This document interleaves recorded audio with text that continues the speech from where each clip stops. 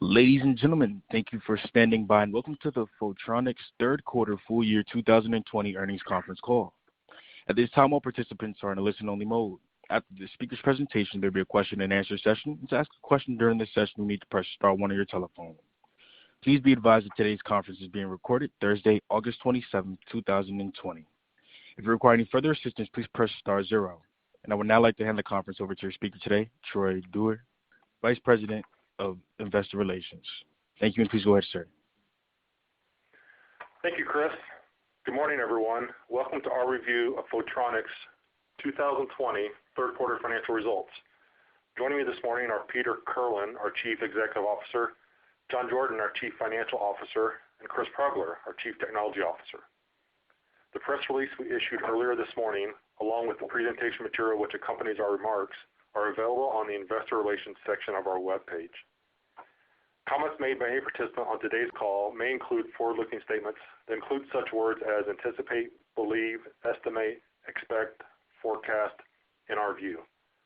These forward-looking statements are based upon a number of risks, uncertainties, and other factors that are difficult to predict. Actual results may differ materially from those expressed or implied, and we assume no obligation to update any forward-looking information. At this time, I'll turn the call over to Peter. Thank you, Troy, and good morning, everyone. We performed well in the third quarter, achieving strong revenue growth as supply chains returned to normal, market demand recovered, and we benefited from our broad product offerings, global footprint, and leading technology. Design activity was healthy, with dramatic improvements in high-end display and mainstream IC markets. Also notable in our results for the quarter was a strong recovery in our China business, with revenue for products shipped into China up 10% compared with the second quarter. Profit margins improved sequentially and year over year due to our relentless focus on cost control, which underpins our ability to leverage revenue growth into margin expansion.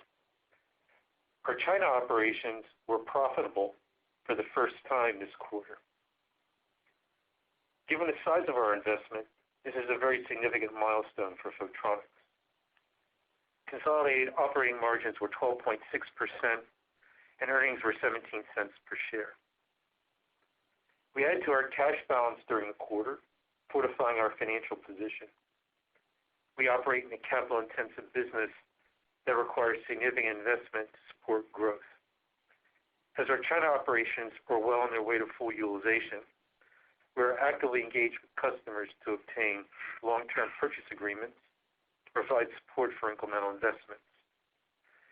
Our strong balance sheet enables us to aggressively pursue these opportunities without jeopardizing our financial stability or diluting our shareholders. Year-to-date revenues were 17% better than last year. We are tracking towards our third consecutive year of record revenues. Operating income is up 60% for the first 9 months of the year. Cash generated by operations has more than tripled. Our cash balance is 30% higher than this time last year. These results validate that our strategy is working. We have followed a disciplined approach to capital allocation that places a priority on profitable organic growth, allowing us to generate solid financial results while also providing a pathway for additional investments when the market environment and customer commitments align with our competitive advantages.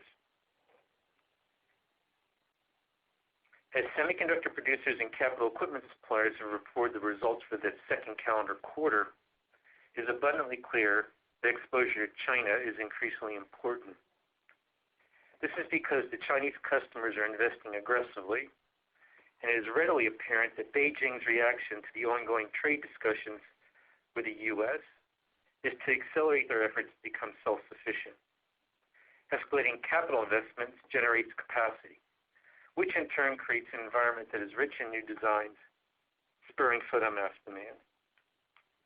Our decisions a few years ago to target the China market through business development efforts and by building 2 new manufacturing facilities has positioned us to grow with the local industry as it develops. Our IC business is clearly benefiting from those decisions. IC revenues in China or $95 million over the last 12 months, and have grown at a 74% compounded annual growth rate since 2016, which is notable in that it is an integer multiple of the market growth rate over the same period. We anticipate additional growth as we complete the first phase of our tool installation in Xiamen. We spoke last quarter about the impact the shelter-in-place directives had on our IC business, essentially pushing the anticipated ramp out about 1 quarter. In addition to the push out in the qualification activities, we have also been impacted by a delay in the installation of a high-end litho tool because sufficiently skilled OEM personnel have been unable to travel to our site to do the complex work of installing the tool. This third-party issue has added an additional quarter to the timing of the production ramp of one of our lines. The installation has now begun, and we do not anticipate any further delay. The new capacity should begin to generate revenue by the end of our second quarter in 2021. FPD has also benefited from our China business development efforts. FPD revenues to China over the last 12 months were $113 million, and our business has grown at a compounded annual growth rate of 62% since 2016. The global display photomask market is forecast to grow 2% in 2020. Year to date, FPD revenues are up nearly 50% due to our technical leadership and investment in China. Furthermore, we have kept all our factories running at capacity, while we believe many of our competitors have not. Just as in IC, we have dramatically outperformed the market as customers recognize that we have differentiated technology. We have captured market share as a result. Moreover, the next phase of our FPD investment is underway. We anticipate maintaining growth rates well above the market in 2021 as well. However, we are not free of external challenges in our display business, and the mobile market is presently soft largely as a result of 2 factors. First, the number of smartphone shipments is expected to decline 12 to 15% in 2020. And second, Huawei's de-Americanization of their supply chain has temporarily paused their new product roadmap. Given that Huawei was the global mobile phone market leader in Q2, their pullback is having a material impact on the photomask market, which is new design driven. We expect this effect to be temporary as Huawei is well on their way to completing the redesign of their current product line. And the rollout of 5G networks is furthering the adoption of AMOLED as filmmakers want to offer the most advanced displays for the premium sector of the market. Given the near-term softness in demand, we have decided to pull forward the legally mandated annual PM of our Hefei facility into Q4. As a result, we expect FPD revenues to be down sequentially. On the new business front, we are beginning to see demand for masks to build advanced mini LED backlights as they start to penetrate mainstream display applications. Within the landscape of large screen TVs, the market is presently formed around older technology LCDs with a separate passive backlight, or some version of OLED such as LG's White OLED or Samsung's QD OLED.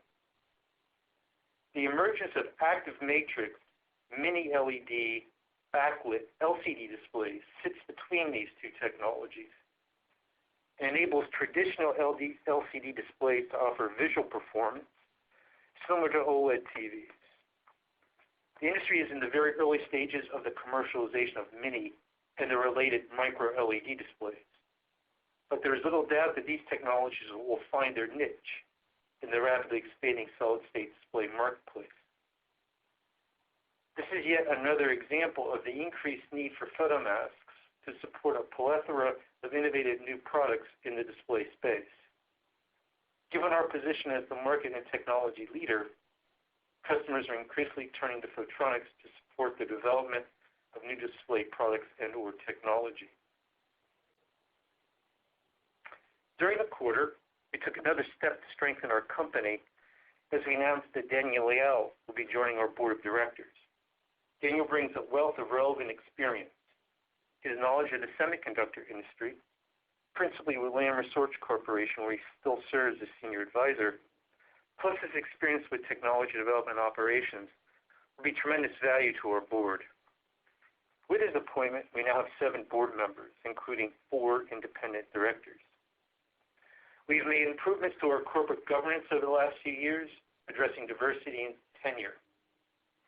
I know from discussions with our investors that these are important issues for you, and we have been and will continue to be mindful of crafting policies that align us with corporate governance best practices. Looking forward, our business has momentum, and we are on a long-term trajectory of revenue growth, margin expansion, and improving returns on capital. I am very pleased with our performance for the first 9 months of 2020 and remain confident that we will continue to improve. Before turning the call over to John, I would like to personally thank all of our employees for rising to the challenge of operating a global company in the face of a multitude of challenges presented by the coronavirus. By working together, we are protecting each other, while our customers enjoy the service and performance that separates us from the competition. I am very proud of you all. Now I'll turn the call over to John to provide additional commentary on our performance and outlook. Thank you, Peter. Good morning, everyone. We resumed strong revenue growth in the third quarter, increasing 11% sequentially and nearly equaling the record levels of our first quarter.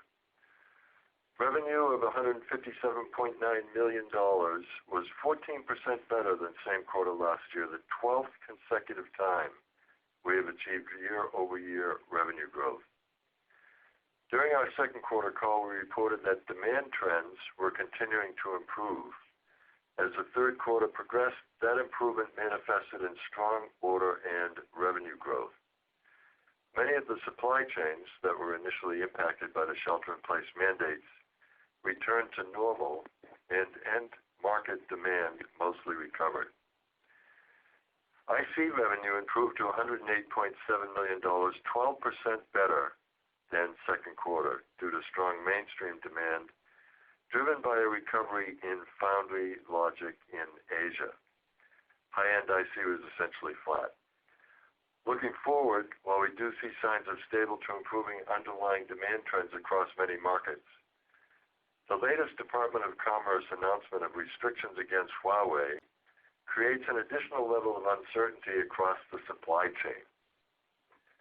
It is too soon to be specific on how this new regulation may impact our business, as we, along with the rest of the industry, are still working through the detailed language of the law to ensure we are in compliance. In addition to trade policy, there are still possible headwinds from any potential government restrictions to address health concerns.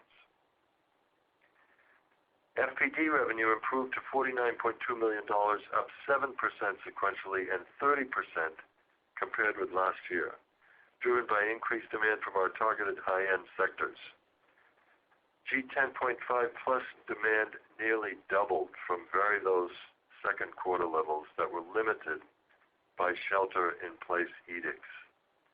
Demand for mobile applications, including both the AMOLED and LTPS technologies, also improved as panel makers released new designs for the next generation of smartphones. The display market environment is very dynamic. As Korea continues to transition production capacity away from LCD to OLED or AMOLED, China is ramping G10.5 Plus capacity to expand their LCD leadership position while also further penetrating the mobile AMOLED space. And Taiwan invests in micro-LED to develop differentiating technology. However, as Peter mentioned, the restrictions against Huawei are causing a temporary dislocation in the supply chain. This uncertainty is behind our decision to perform the annual preventive maintenance in Hefei this quarter, and will have an impact on the revenue forecast reflected in our fourth quarter guidance. Long term, due to our technology leadership in the display market, we will continue to work closely with all of our customers to help them navigate these challenges with photomasks that enable their product development objectives. As we have seen demand improve for both IC and FPD during the third quarter and continuing into the fourth, we are running at high utilization rates across all of our high-end facilities. Notwithstanding the near-term uncertainty just discussed, we anticipate maintaining relatively high utilization rates over the next few quarters. This presents both opportunities and challenges. The opportunity is to optimize our cost structure and carefully manage cash flow to deliver optimum profit and returns. However, while there should be chances to improve revenue with mix and incremental productivity increases, the next significant growth catalyst will be the capacity additions planned for 2021. Third quarter revenue reflected an annualized revenue run rate above $630 million, with the last piece of our Xiamen investment to come online by the end of our second quarter in 2021. The next phase of our FPD investment will follow closely, which should assure continued revenue growth in 2021 and beyond.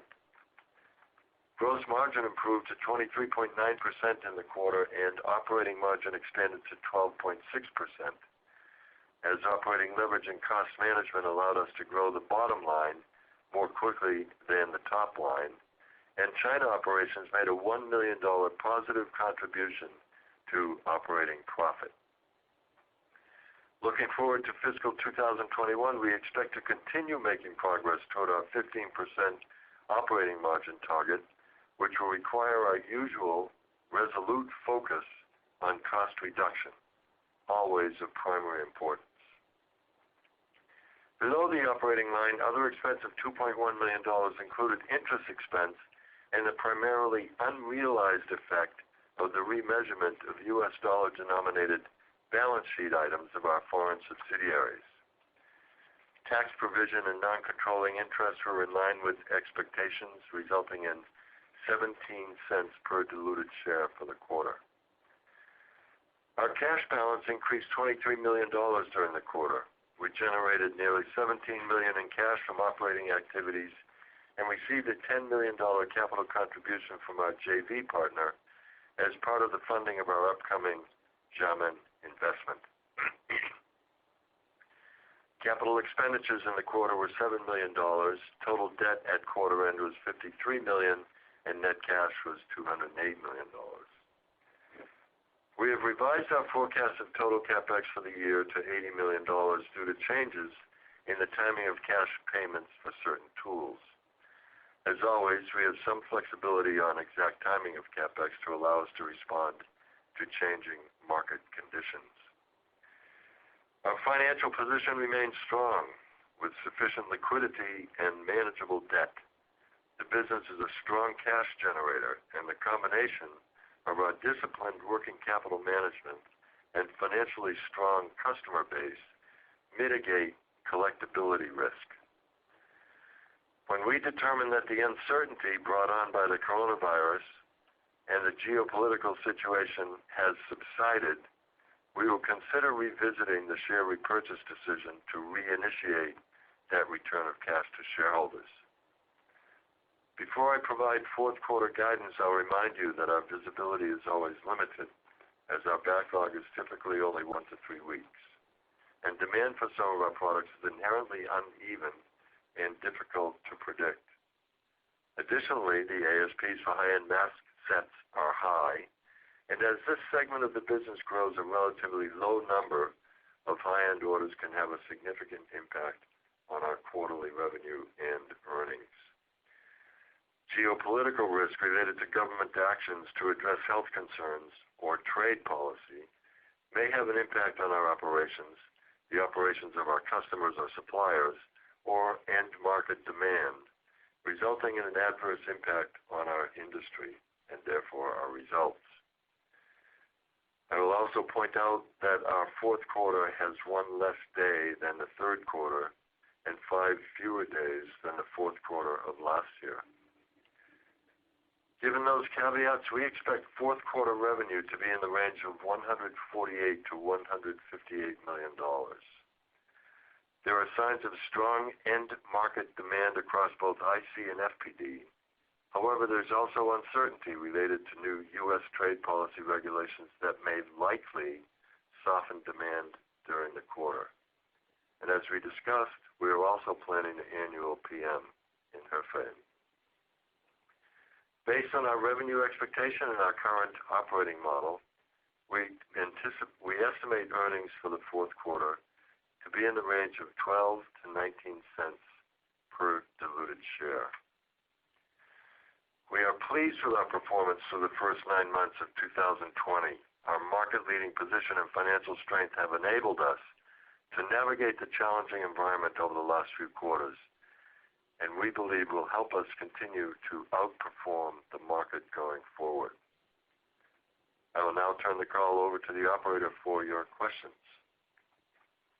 Thank you.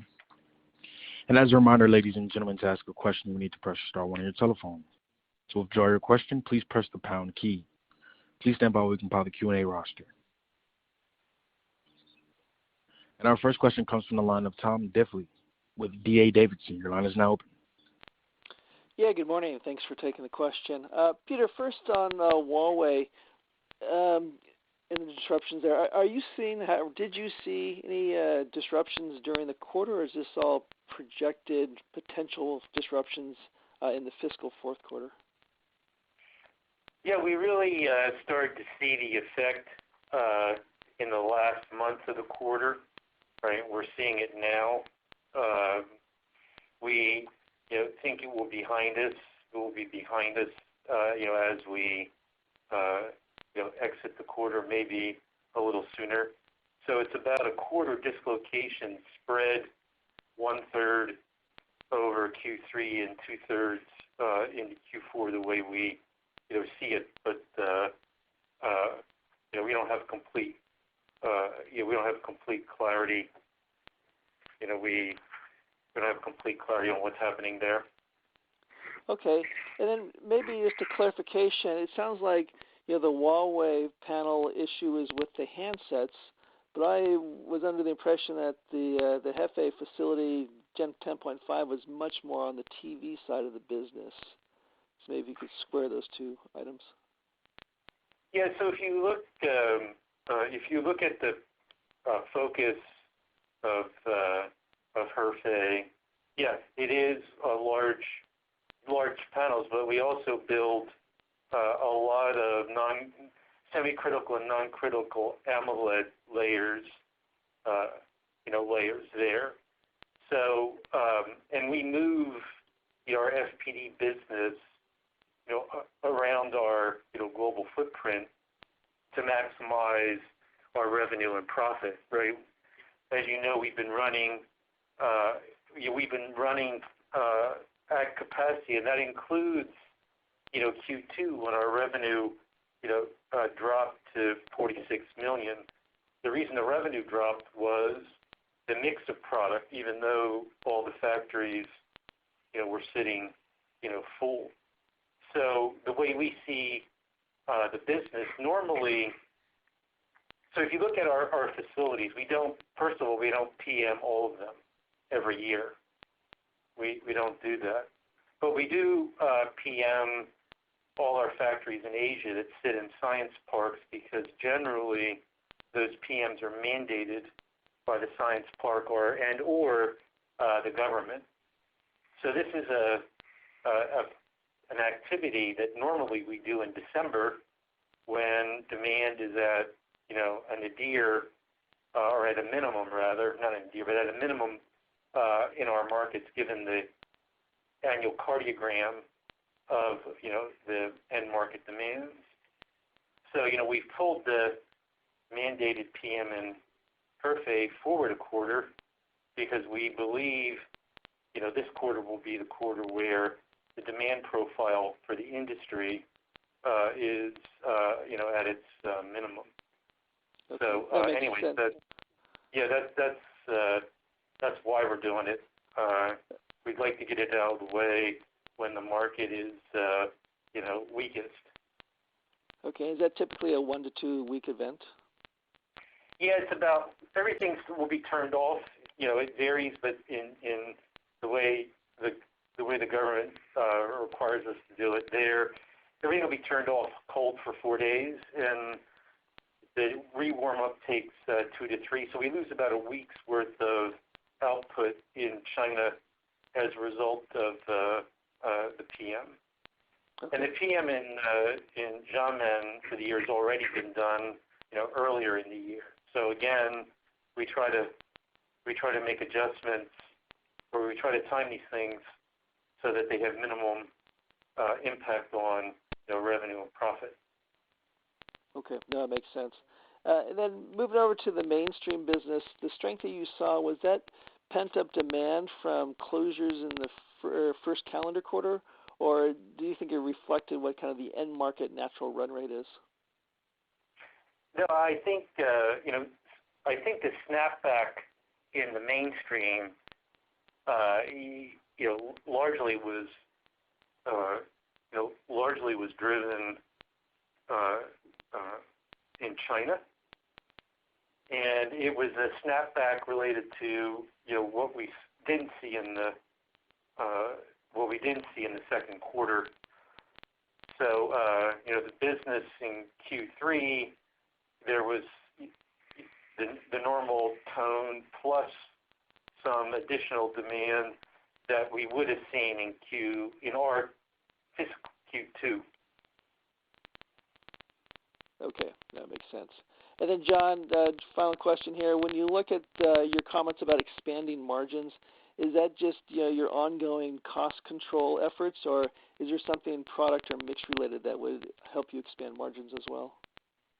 Yeah, I don't like giving the answer all of the above, Tom, but it's a combination of mix and cost reduction, and China's improving.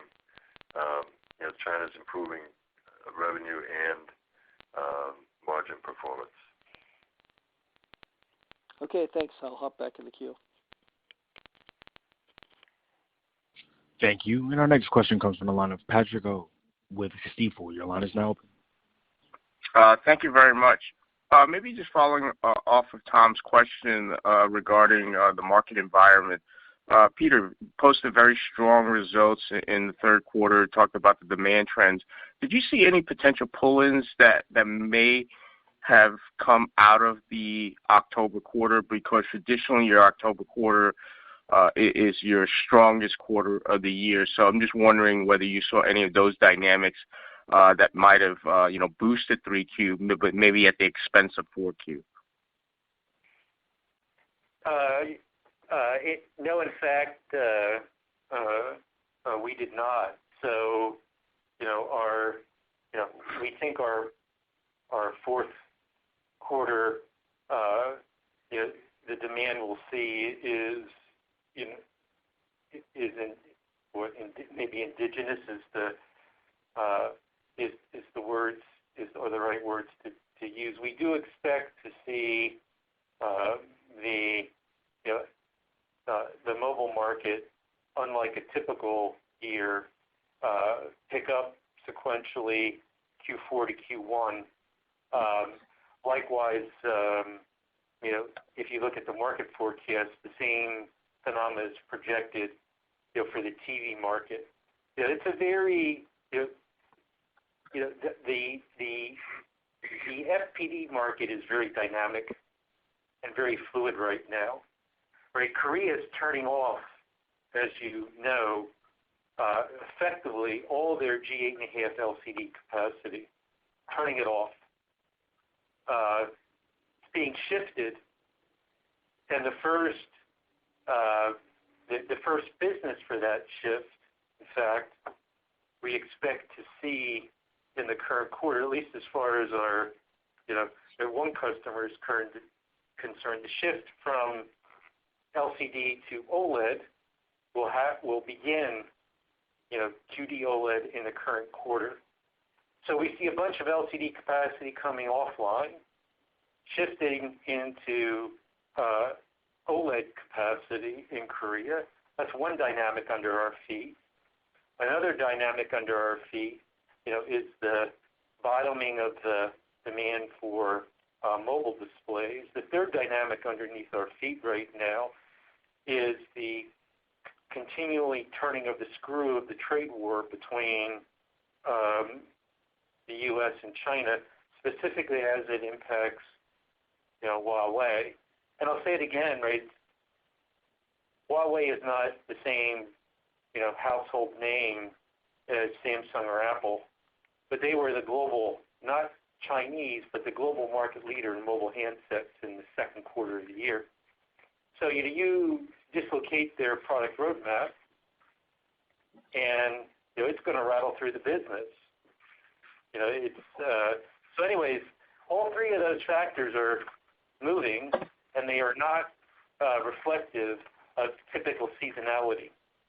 So we do not see the second half of the year as typical in its demand profile. We see this quarter as the bottom, and we see it improving, probably even mid to end of this quarter, we expect to see the market picking up. I will also say that, I would also just say again, we ran at capacity in the current quarter.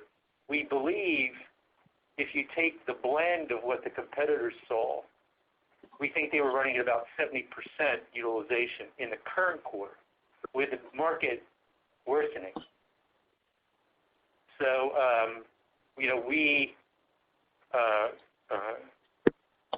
we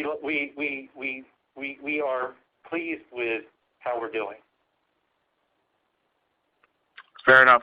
Maybe as a follow-up question for John, I agree that there's a lot of moving pieces for gross margins, but given that you've got several investments underway for both of your facilities in China, are you confident, at least from an absorption side of things, that they'll get absorbed pretty quickly and not negatively impact gross margins, from a fixed cost basis? And what I'm getting there is, again, there are a lot of moving parts, mix, revenues, and all of that.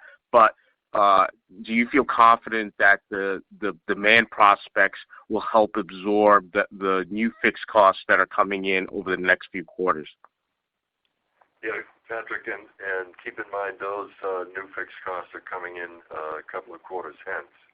And as we've related in past calls, we have a mandate to make sure we've got customer commitments before we invest in the new capacity. So we're pretty well assured that as we qualify the new tools, the new lines, there will be demand there, and we'll be able to ramp. I don't want to say quickly, but in pretty good time, so that our absorption ramps up commensurately. Yeah, I would add to John's comments, Patrick. Our variable margin drop through was 48% this quarter. Right, that's sort of because you've been with us a long time, what you would expect out of our business. So, there's, as you said, the way we see it, there's, competing efforts, right? One is we're adding fixed costs, but at the same time, we continue to work very hard to pull costs out of the existing business model.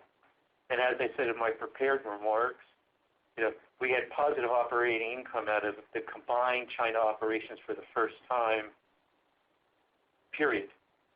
So the business sort of right now is settling into, business as usual, finally.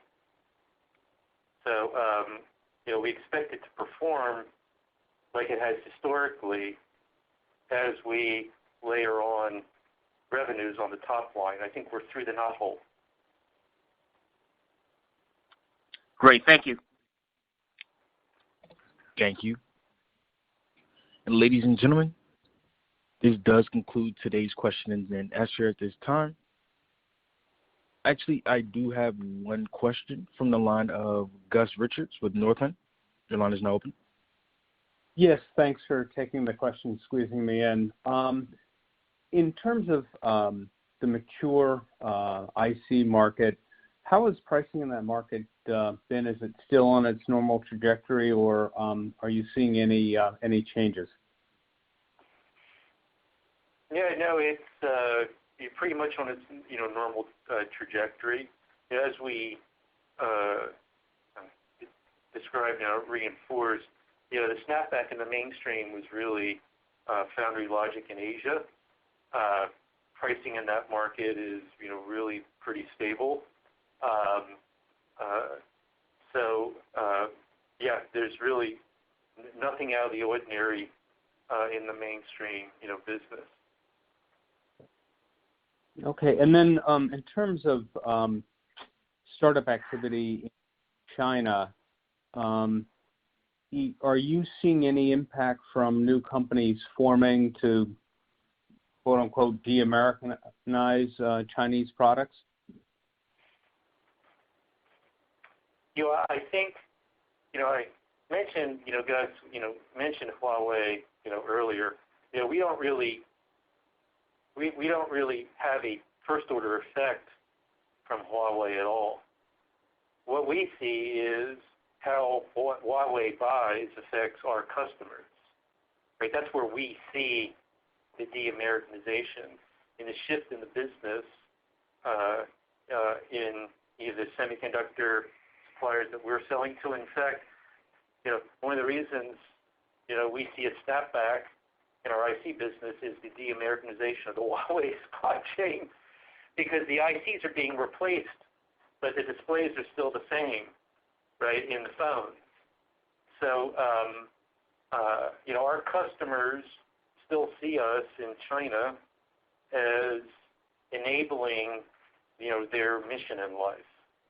So as long as that continues, I think we're going to be fine. But we obviously see demand shifting from the U.S. and Europe as a result of that to China, right, in our business.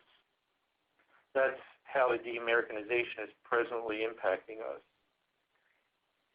And just for a final bit of color on that point, is that mostly logic? Is it analog? Or, can you give any color as to what part of the market? Yeah, it's mainly mainstream is the way I would, answer the question. It's mainly mainstream because that's where, the sweet spot right now in the capability of China resides. And it's mainstream and it's any and all of the above. Okay, so 28 nanometer and above, or 45 nanometer and above? Yeah, the way 28 we categorize as high end, so it's 40 and above. Got it. Okay, thanks so much. Thank you. And ladies and gentlemen, there are no further questions at this time. I would now like to turn the call over to Peter Kirkland for any closing remarks. Thank you for choosing to spend some time with us this morning. We appreciate your interest and support. While there are obvious challenges we are facing this year, we are encouraged by our performance and demand trends in our market. 2020 is on track to be another record year for Photronics, but we are working hard to maximize our financial returns to enhance shareholder value. I look forward to updating you as we advance. Ladies and gentlemen, this concludes today's conference call. Thank you for participating. You may now